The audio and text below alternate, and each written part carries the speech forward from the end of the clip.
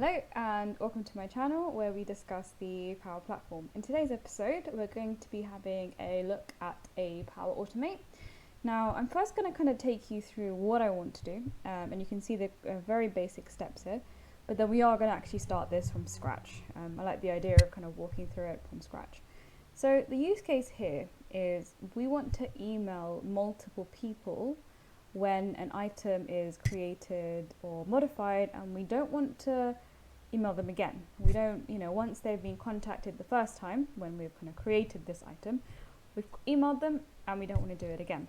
So for that, we have this data set here, which is essentially a kind of a finance forecast data set I've used in the past.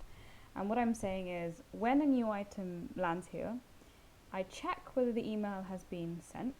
And if it has been sent, or if it's been edited, and it hasn't been sent yet, then I check this column, and if there's a no in that column, then I'm going to send an email. If an email has already been sent, then do nothing. The second list I'm going to use in this is a contact list. So essentially I have these contacts here. For testing, I've basically made two of them me.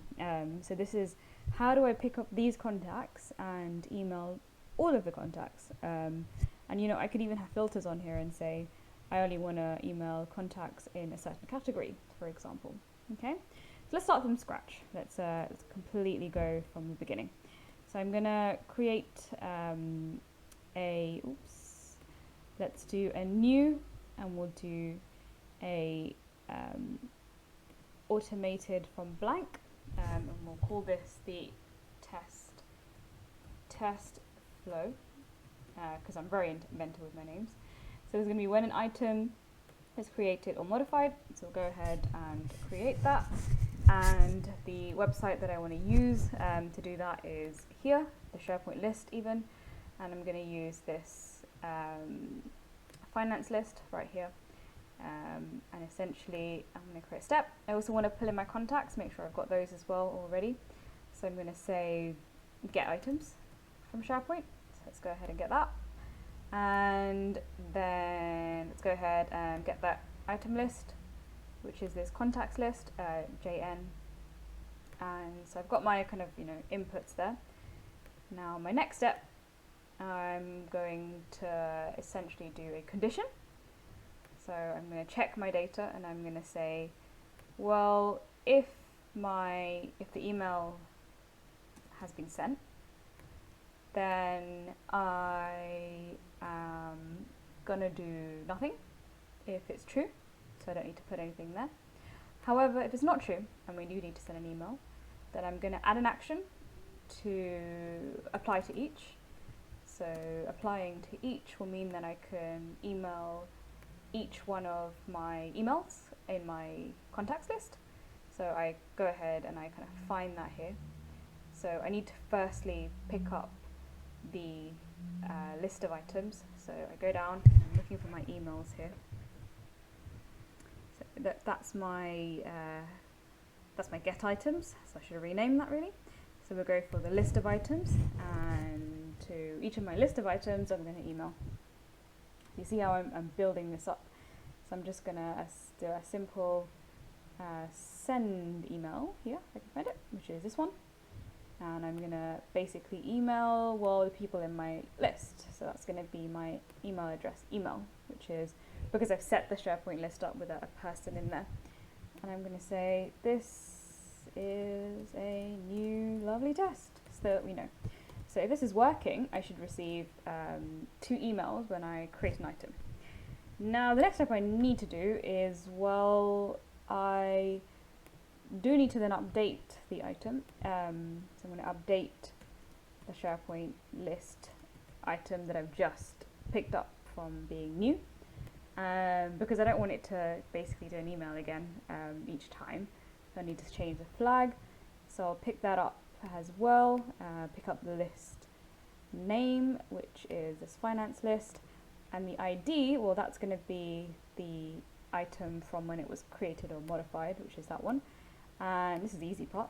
I basically put in everything that I already have, and I think I put in the wrong title there. We want the title from when an item is created. We want the index from when an item is created. We want the entry date from when the item is created. We want the account type. We don't want to change anything. Well, we do. The only thing we want to change is, as soon as this is done, we want to say that the email has been sent. Okay, we'll go ahead and save that, and we'll give that a little test. Okay,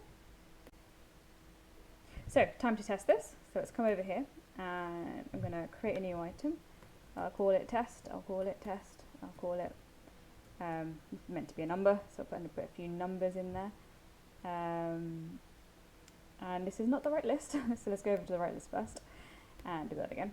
So we'll call it test, we'll call it test, and it has to be a number, so we'll call it 99. We'll put a date in, so this could be any data, and we'll put a little test, we'll put a little test, and we'll say, well, email sent is no, because that's what we want to do, and we'll click save. Come over here now and look at our flow, which is running, and if we look at this one here, this was a minute ago. I did the next section and forgot to hit record. Fun times. Anyways, so when an item is created or modified, we can see that it's all working correctly. And the key part here really is, has it emailed both of our contacts? And yes, it has, which is awesome. I mean, both of the contacts being me in this situation. And if we come over to our report here, SharePoint list even, the email has been sent. So this is great. Now it's not going to send any more emails because that is ready for us. I didn't want to show too many of my emails here, but I've got my email here and I've got my other one as well, so it's all worked absolutely fine.